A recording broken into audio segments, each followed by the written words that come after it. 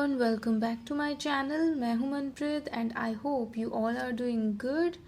So our today's topic is the doubling principle, and if you are new to this channel, so please don't forget to subscribe my channel and hit the bell icon for regular updates. So now we should start the video. Let's begin. So guys, हमारा आज का topic है the doubling principle. So first of all we should know about it. What is doubling principle? Doubling a stroke in length for the addition of following ter, der, thir or chur sound in a word is called doubling principle in the shorthand system. So doubling principle में हम किसी भी stroke को length wise double करते हैं, किसके लिए? टर, डर, थर और चर की साउंड के लिए जो कि उस स्ट्रोक को फॉलो कर रही होगी, विच मीन्स कि हम डबलिंग फॉर्म के थ्रू इन साउंड्स को रिप्रेजेंट कर रहे हैं. सो इसके रूल्स हैं. सो हमारा फर्स्ट रूल है doubling of curve strokes. So curve strokes में डबलिंग प्रिंसिपल को कैसे अप्लाई किया जाता है? The addition of this label ter, der, cher और ther is indicated by doubling the length of a curve strokes. So इन sounds के लिए हमें कर्व स्ट्रोक को डबल करना पड़ता है. कौन सा कर्व स्ट्रोक्स? क्योंकि ये फॉलोइंग साउंड्स हैं जो फॉलो कर रही हैं उस कर्व स्ट्रोक को लेंथ वाइज डबल करेंगे. तो आपको ये एग्जाम्पल से समझाऊंगी मैं. लाइक हमने फाई सीखा है, कैसे लिखते हैं? एफ पे आई वाली डिफ्थोंग. बट अगर ये फाइटर हो जाता है, टर, टर की साउंड है, तो फाइटर के लिए हम इसकी लेंथ को डबल कर देंगे और आई वाली डिफ्थोंग लगाएंगे. तो ये टर के लिए हमें इसकी लेंथ को डबल किया है. नेक्स्ट वन इज नाए. नाए हम कैसे लिखते हैं? एन और आई की डिफ्थोंग. बट अगर ये हो जाएगा नाइदर, दर, सो डबल कर देंगे उसकी लेंथ को और आई वाली डिफ्थोंग दर के लिए neither. Next one is few. Few हमें पता है कैसे लिखते हैं? एफ पे जॉइंट डिफ्थोंग यू की.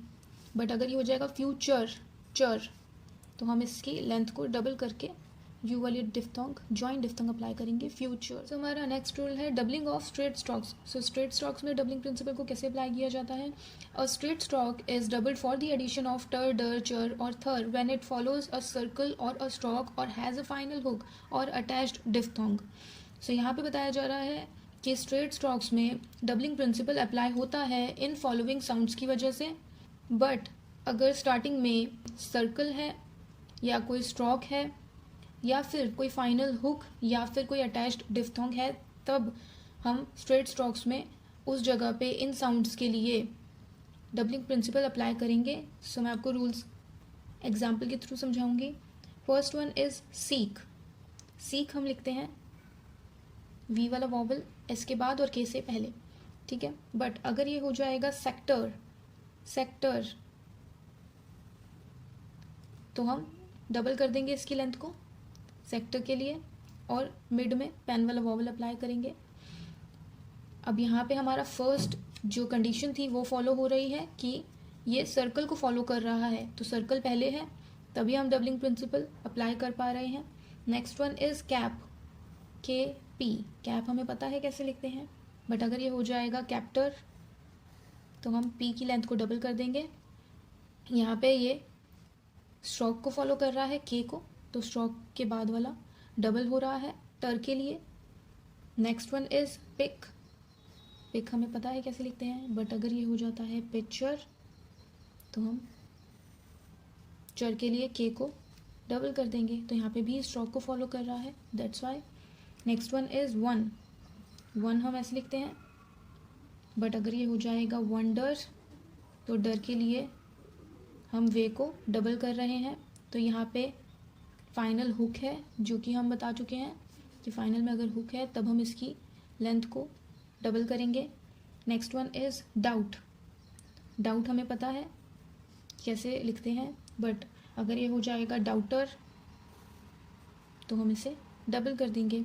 तो यहाँ पे ये अटैच्ड डिफ्थोंग आ रही है, दैट्स वाई हम इसको डबल कर रहे हैं, डबलिंग प्रिंसिपल अप्लाई कर रहे हैं. So next one is strokes M P and N G. So इनके लिए भी अलग से डबलिंग प्रिंसिपल अप्लाई किया गया है. The character M P and M G, आपको पता होगा कि एम को हम थिक करते हैं पी और बी के लिए. कंपाउंड वर्ड्स, कंपाउंड कॉन्सोनेंट में हमने ये सीखा था. So the character MP, MB when not initially or finally hooked is doubled for the addition of or and the character ing for the addition of कर गर. सो यहाँ पे बताया जा रहा है कि MPMB जो ये कैरेक्टर है इसको हम डबल करेंगे, बट अगर ये फाइनली या इनिशियली हुक नहीं है तो हम अर की साउंड के लिए इसको डबल करेंगे, और अगर ये भी फाइनली और इनिशियली हुक नहीं है इस पर अप्लाई तो हम इसको कर और गर की साउंड के लिए इंग को डबल करेंगे. सो इसके कुछ एग्जांपल्स हैं, लाइक बम्प. बम्प हमें पता है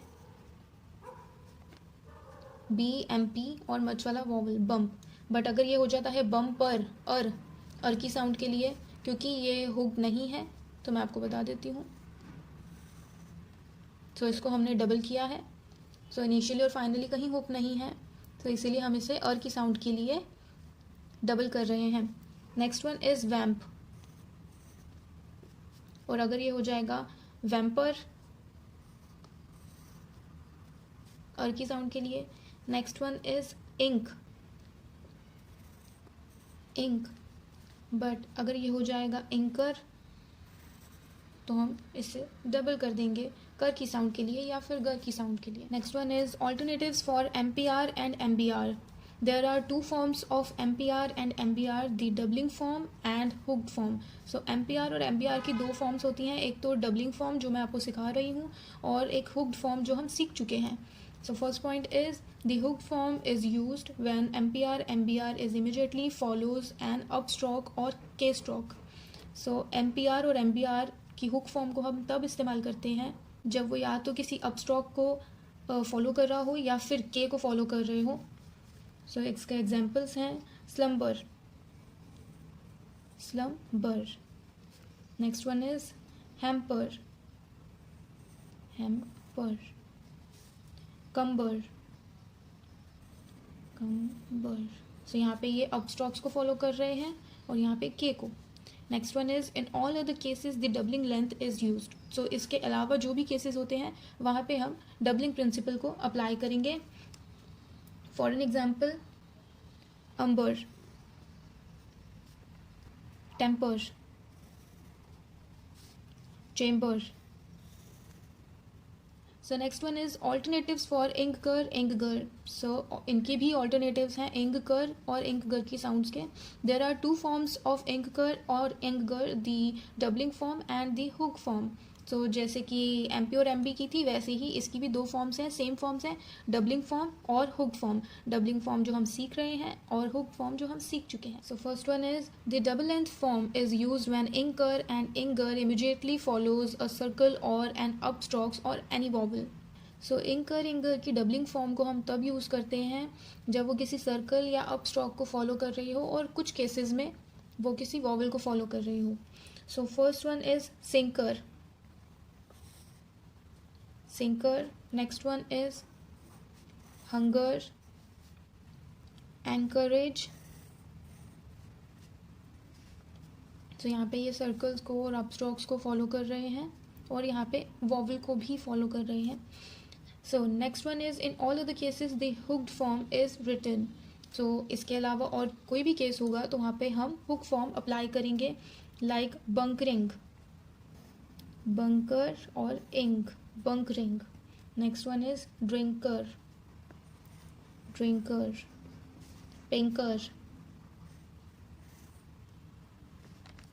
Next one is stroke L. तो stroke L पे भी डबलिंग प्रिंसिपल अप्लाई होता है और इसके अलग रूल्स हैं.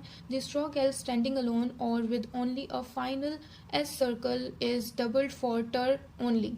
So अगर L किसी वर्ड में अकेला है, स्टैंडिंग अलोन है या फिर किसी एस सर्कल के साथ है, सिर्फ एस सर्कल के साथ है अटैचमेंट में, सो हम उसको टर के लिए सिर्फ और सिर्फ टर साउंड के लिए डबल करेंगे, लाइक लेटर. लेटर में सिर्फ टर की साउंड आ रही है और एल अकेला है. या फिर लेटर्स, फाइनल एस जो कि मैंने यहाँ पे मेंशन किया है, एस की अटैचमेंट है फाइनल में. नेक्स्ट वन इज लेटर, सिर्फ वॉवल चेंज हुआ है बट एल अकेला है, टर की साउंड है. Next one is alter, but अगर ये हो जाता है लीडर या फिर ओल्डर या फिर लेदर तो हम हुक फॉर्म अप्लाई करेंगे, क्योंकि यहाँ पे सिर्फ टर की साउंड थी और यहाँ पे डर, डर और थर की साउंड है. Next one is circle S and double length strokes. Circle S at the end of a double length form is read after the syllable indicated by doubling. तो यहाँ पे बताया जा रहा है कि डबलिंग प्रिंसिपल में सर्कल एस को कैसे रीड किया जाता है. सो यहाँ पे बताया जा रहा है कि एस सर्कल को डबलिंग जिस पर अप्लाई हुई है उसके सबसे एंड में हम उसे रीड करेंगे, लाइक वोटर्स. टर के लिए हमने इसकी लेंथ को डबल किया है, so voters, voters. Next one is renders, renders. Next one is rafters. Next one is past tenses. The doubling principle is not used in past tenses. So अगर doubling principle past tenses में use नहीं होगा तो हमारी कौन सी form use होगी? हमारी यहाँ पे hook फॉर्म यूज होगी having principle के साथ. rendered, rendered. So यहाँ पे हमने कट मेथड भी अप्लाई किया है having principle के लिए. Next one is ordered, ordered. entered, entered. Next one is the doubling principle in phraseography. So phraseography में डबलिंग प्रिंसिपल को अप्लाई किया जाता है. The doubling principle is used in phraseography for indication of the word there, there, other और dear. So इन 4 words को indicate करने के लिए हम डबलिंग प्रिंसिपल अप्लाई करते हैं फ्रेजोग्राफी में. So first one is making their way. Make ing their way. So यहाँ पे हमें ing को डबल किया है their के लिए. Making their way. Next one is I know there is. I know there is. I know there is. Know there एक साथ किया है. Next one is in some other way. In some other way में हम करेंगे इन some other way, in some other वे. सो यहाँ पे आप चाहें तो वॉवल भी अप्लाई कर सकते हैं. Next one is my dear sir. My dear sir, my dear sir.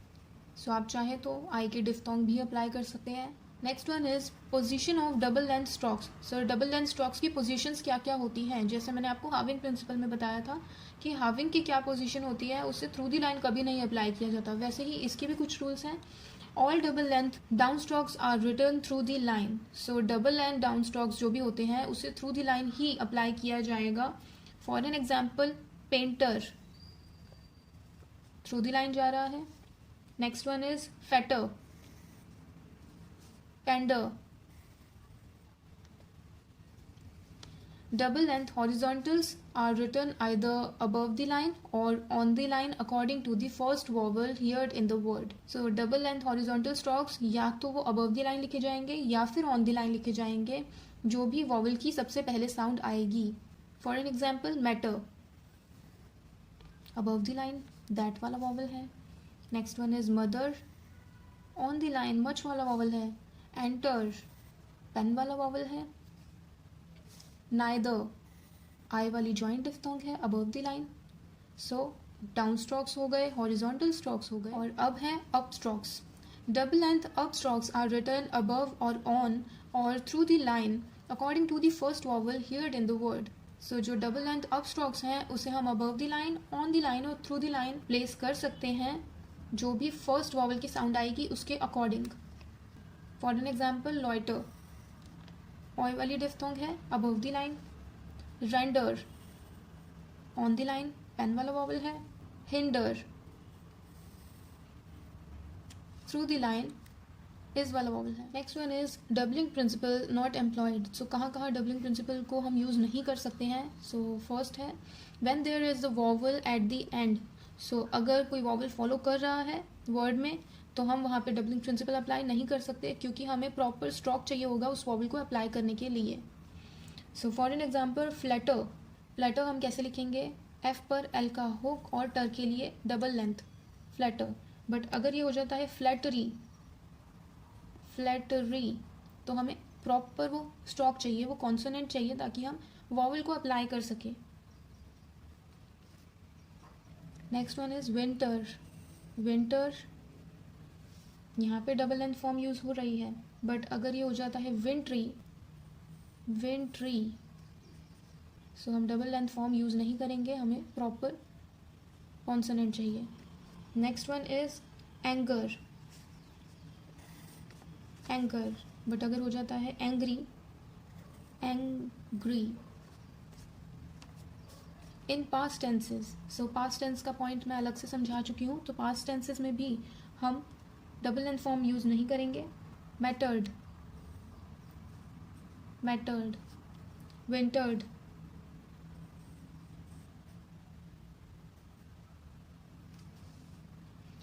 In case of थर, जो कि लाइट साउंड है, अभी तक हम दर, कैपिटल टी लगा होता है विच मीन्स कि ये डार्क साउंड है, बट स्मॉल टी होता है तो हम लाइट साउंड की बात कर रहे हैं.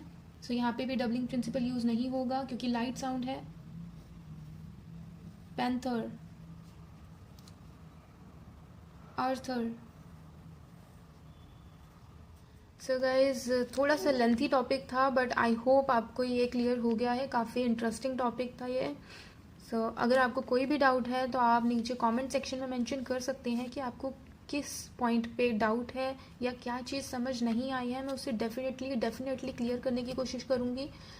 एंड अगर आपको इन नोट्स की प्रॉपर इमेज चाहिए तो नीचे इंस्टाग्राम का लिंक डिस्क्रिप्शन में मेंशन है, वहाँ से आप इन नोट्स को देख सकते हैं. और अगर आपको इन रूल से रिलेटेड कुछ प्रैक्टिस वर्ड्स चाहिए, सो उनका लिंक भी डिस्क्रिप्शन में मेंशन है, सो आप प्रैक्टिस भी कर सकते हैं. आई होप आपको ये वीडियो अच्छी लगी है. अगर आपको ये वीडियो अच्छी लगी है तो प्लीज़ प्लीज़ प्लीज़ चैनल को सब्सक्राइब करें, वीडियो को लाइक करें और बेल आइकन प्रेस करना ना भूलें for regular updates. So see you guys in the next video. Good bye, take care.